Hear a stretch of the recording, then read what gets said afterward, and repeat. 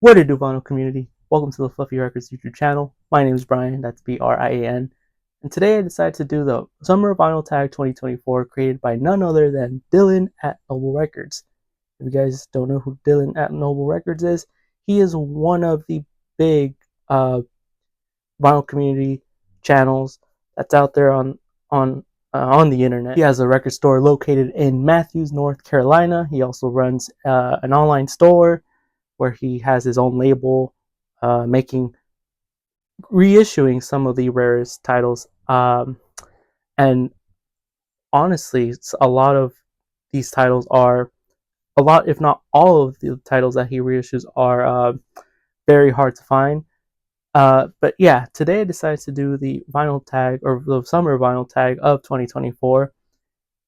And yeah, that's all I'm gonna say. I'm gonna try to rapid fire these, and let's begin. An album or song with summer in the name.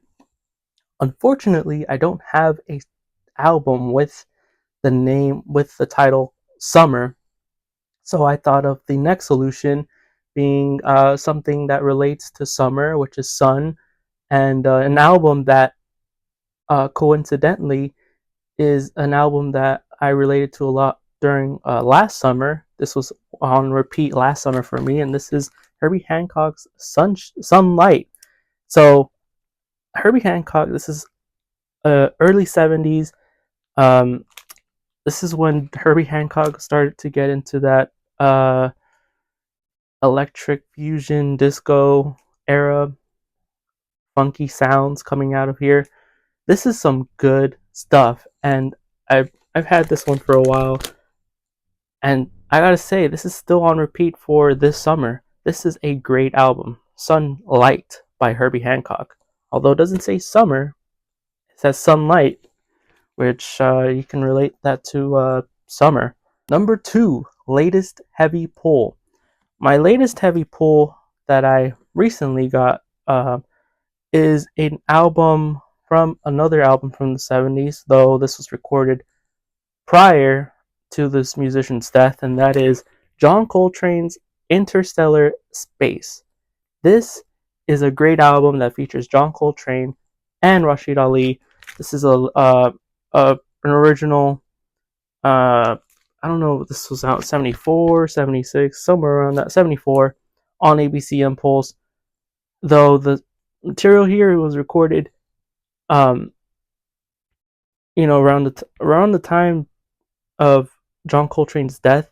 This wasn't put out until later on. So this is a good one. This is a very free jazz.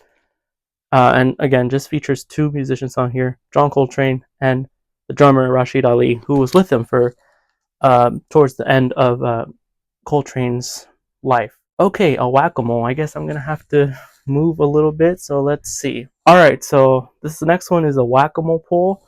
I'm gonna be going off this shelf, um, not knowing what I'm gonna pick.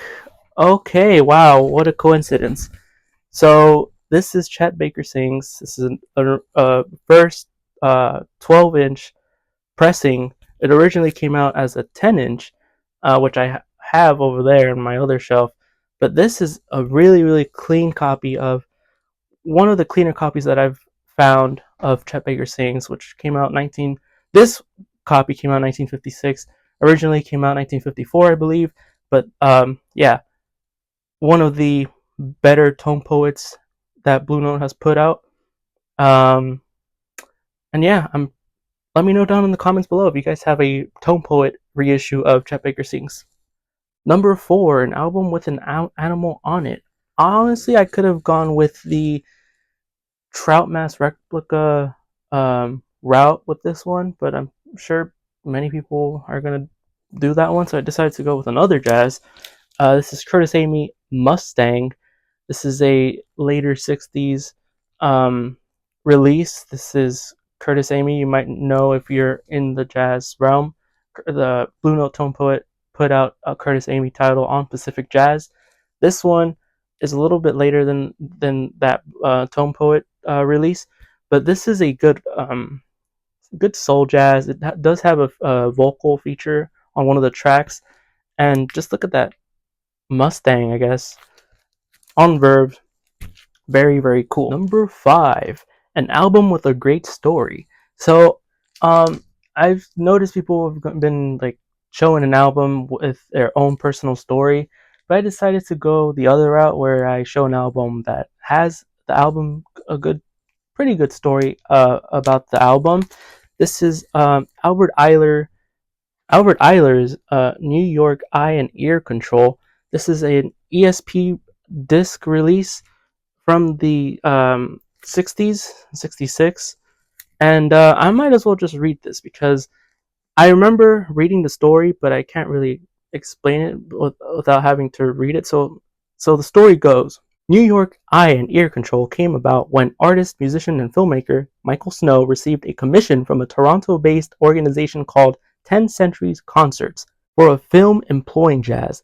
Snow had recently attended and enjoyed a concert by saxophonist Albert Ayler. He recalled, "I was completely knocked out," and had been making his studio on Chambers Street in Lower Manhattan available to musicians such as Roswell Weld, Archie Shepp, Paul Bley, Milford Graves for rehearsals. And at the time, he decided to hire Ayler and his quartet, which at the time included trumpeter Don Cherry, bassist Gary Peacock, drummer Sonny Murray, and which had recently recorded the albums Prophecy and Spiritual Unity, along with trombonist Rudd and saxophonist John Chakai, to make a recording stating that he wanted to buy a half an hour of music. So yeah, he pretty much saw some of these cats perform, and he thought of the idea of having them perform for a soundtrack movie, short film soundtrack that he wanted to make. So yeah, I thought that was pretty cool. This is yeah, free jazz, but somewhat tame, but still at the same time, it's I don't know if it will be for everyone, but I'm happy to have this one. This is a recent one. Rather, this is an album that I've gotten this year, so very happy about that. All right, moving forward, number 6, an album we would be surprised to see in your collection. I've shown this one a few years back now, and I still think people would be surprised, or maybe not. This is Mickey Mouse. This Is My Life on well, I guess the Disneyland label. This is one that I've had for years. I remember first encountering the music through Twitter because someone had posted a them playing So This Is Love, and I instantly fell in love with the music.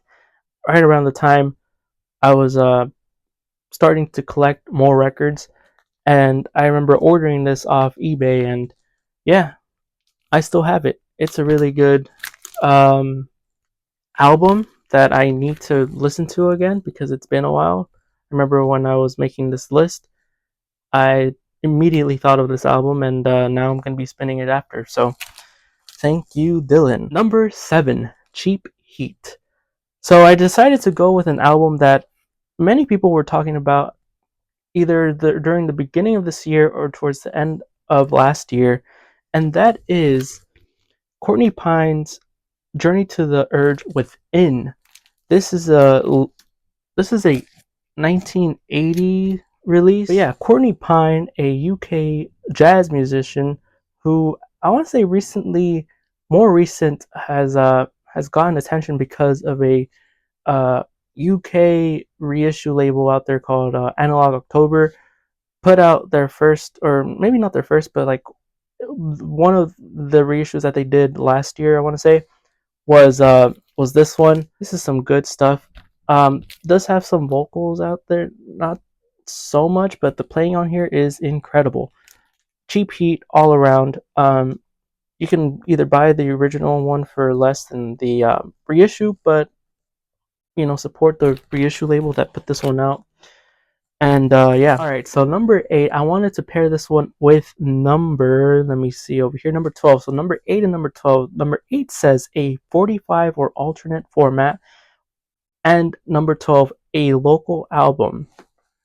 So I want to pair these two. I want to kill two birds with one stone kind of thing. I decided to go the cassette route and show this one right here, not necessarily an album, but it's more like a short EP thing. This is Frankie Fox and Sleepwalker EP. This is a local LA group featuring Frankie Fox, a guy that I went to high school with, and his music is really cool. He describes it as art rock. Um, some people might say it's soft rock. I don't honestly when it doesn't have like a certain genre because this guy always like he he rocks. Just listen to stream his music, Frankie Fox. He puts out some killer stuff that I enjoy, and yeah, very very great. So that was number 8. Number 12. Moving forward, number 9. Favorite music documentary or biopic. So number 9 I decided to go with Wayne Shorter's Zero Gravity. Did I say that wrong? Wayne Shorter Zero Gravity. For some reason I can't say that word. Wayne Shorter Zero Gravity. Okay, sounded a little bit better. Anyway, Wayne Shorter, who is jazz legend, we lost him not long ago. He There was a recent documentary of him on Amazon Prime. I'm not sure if it's still there. It probably is, but pretty much, I think there's 3 long um, episodes that sort of goes around an hour for each episode. But it pretty much talks about his life during like 3 different periods of his musician career. So if you're into Wayne Shorter, if you're into his early stuff or what he did during the Weather Report era or later on, that's a good one to check out. Number 9. Number 10 is a box set, and here's another recent one that I got. This is JMI's Plum. This is a 4 LP box set that JMI put out. I think their biggest project from the label. JMI, by the way, is a jazz um, label that focus mainly their stuff is all analog, and yeah, it features some great cats right here. David Murray, jazz legend. Questlove, the drummer from I believe the Roots, and also is part of the Jimmy Fallon uh, group. And Ray Angry, a freaking awesome piano player and keyboard player. He is awesome. So this is a great one. Some people don't consider this jazz, but I mean, this is just an awesome release, recent release of this year. Go stream it if you want, if you're curious about it. But this is velvet texture box. Yeah, that was number 10. So number 11, most trashed record in your collection. I would have shown, if I still had it, the Bobby Hutcherson Happenings record that I had, which I have since sold, but that cover was completely trashed. So I decided to show today a record disc instead, because I'm showing Jack Wilson, another jazz record, Ramblin'. Now this is, the cover is not trashed, but the disc is pretty darn trashed. I mean, there's a ton of, for a jazz record, this is completely like not, this is trash. This is just straight up trash. Look, there's so many marks. I remember getting this one at a local shop for a good price, but yeah, I've gotten to the point where I just need to upgrade the disc, and yeah, I mean, I don't really have records that where the covers are trash.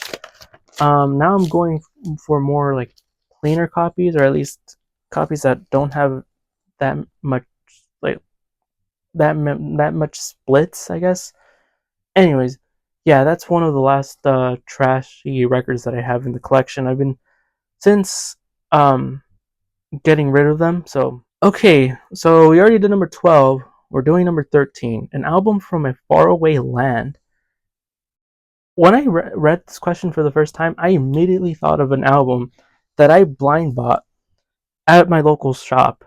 This is Mezzo Forte. This is an Icelandic um, group. So this is an Icelandic pressing. I don't know if I'm saying that right. Iceland, a record from Iceland. But yeah, this isn't. I want to say late 70s or early 80s. They put out a couple records, but this is their first one. This is like jazz, another sort of jazz record that has like fusion, I want to say, and yeah, I really dig this. Like it sort of reminds me a little bit like city pop in a way, but um at times it does.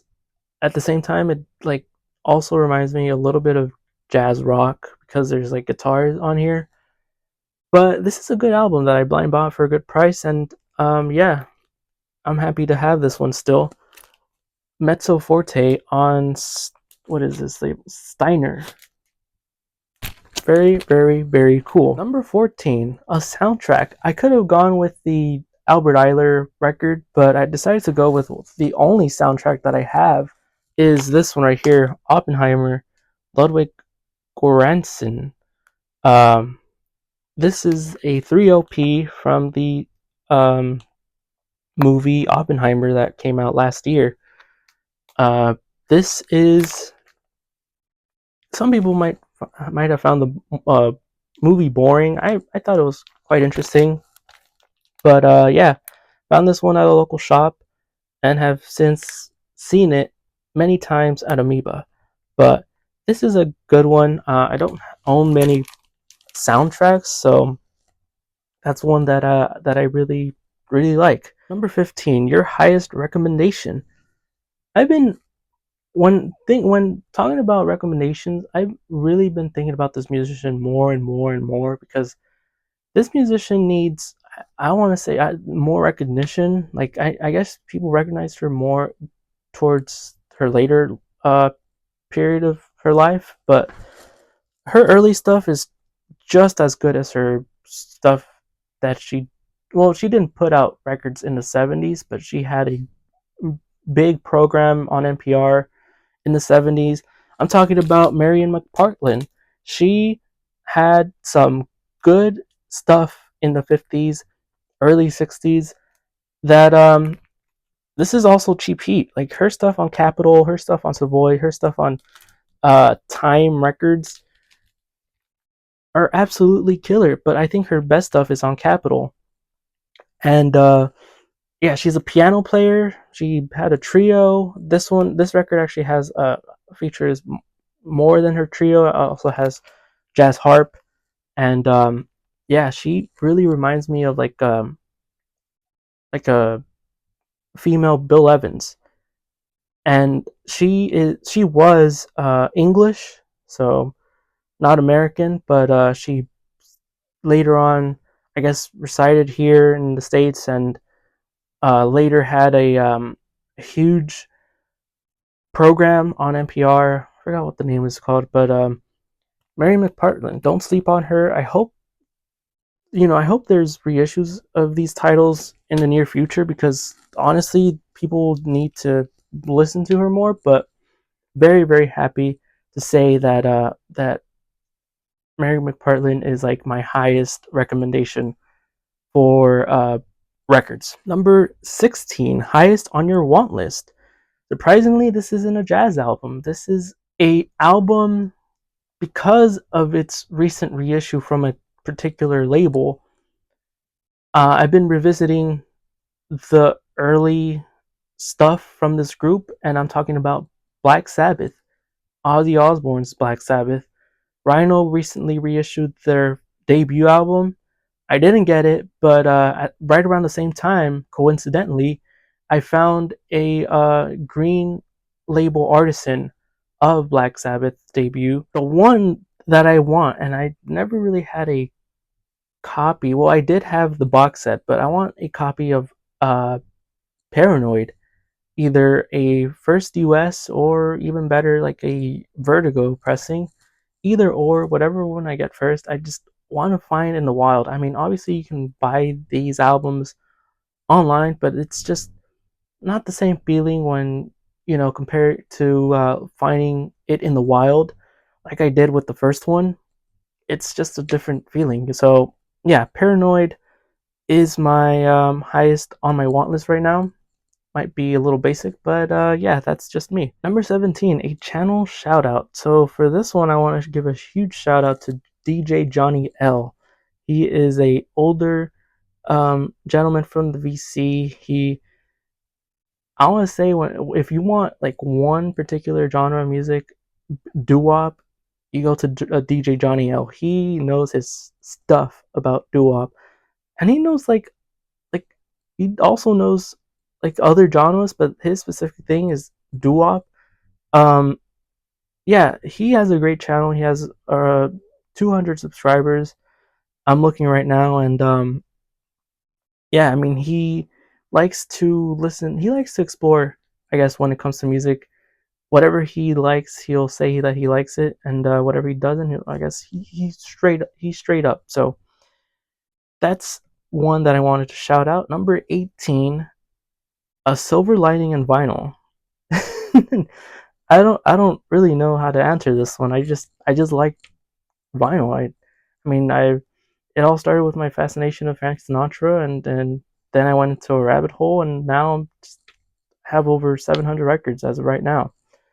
I What fascinates me the most is seeing young people uh seeing their stereo equipment like online, and just knowing that they have one, like a properly good one, and just tells me that they are also into records. And obviously whenever I go out digging and I see people my age and people even younger than me, I it's just always a good feeling, because you know that it's not dying yet. Um, and especially with these reissues being put out, I mean, we're living in the golden age of vinyl right now. So yeah, number 19, a steal of a deal. Right off the bat, I thought of the steal of the deal that I got during Record Store Day, and that is Wayne Shorter's Night Dreamer. I still have it in the Amoeba uh, jacket, but I picked this one up during RSD 2024 for $75. This is an original mono pressing that they had on the wall, and this is one that can go for, I don't know, $300 $400 more. So yeah, it might not be in the best shape, like it says worn copy, but like it still plays so good. And I mean, look at the cover, so nice. Don't worry, it's not written, it's on the jacket. So yeah, I am happy about that. That was my big pull of this year, perhaps. Number 20, the last one. This is one that I found, I think, last year, towards the end of the year. Been looking for a copy. Happy that I found a promo of it, and that is Jim Morrison's An American Prayer. Music by The Doors. This is a original 1970. I can't remember what. 1978. Okay, 1978. Yeah, the label was messed up, but the disc is clean. The jacket is a little messed up, but that's okay because I didn't pay much for it, and it's a promo. Um, Jim Morrison had done like a poetry session at one point, and after his death, after his passing, the rest of the group, Ray Manzarek, John Dunsmore, Robbie Krieger, decided to put instrumentals with his poetry. So that's pretty neat. And I'm gonna be making a Doors video soon, so be on the lookout for that if you are a Doors fan. Anyways, that is it for the Summer Vinyl Tag 2024. Hopefully you guys enjoyed it. Hopefully you guys stuck around. If you guys did, thank you so much for watching. I'm gonna be leaving Dylan at Noble Records handles down in the description below. I am also going to be doing in a later uh, date, I'm going to be talking about a few records that I've discovered thanks to some people from the vinyl community, including Dylan at Noble Records, as well as records that I've discovered myself with the help of Spotify, I guess, but from me. And yeah, I have some ideas flowing, just need the time. And anyways, hope you guys enjoyed, and I hope to see you guys in the next one. Take care.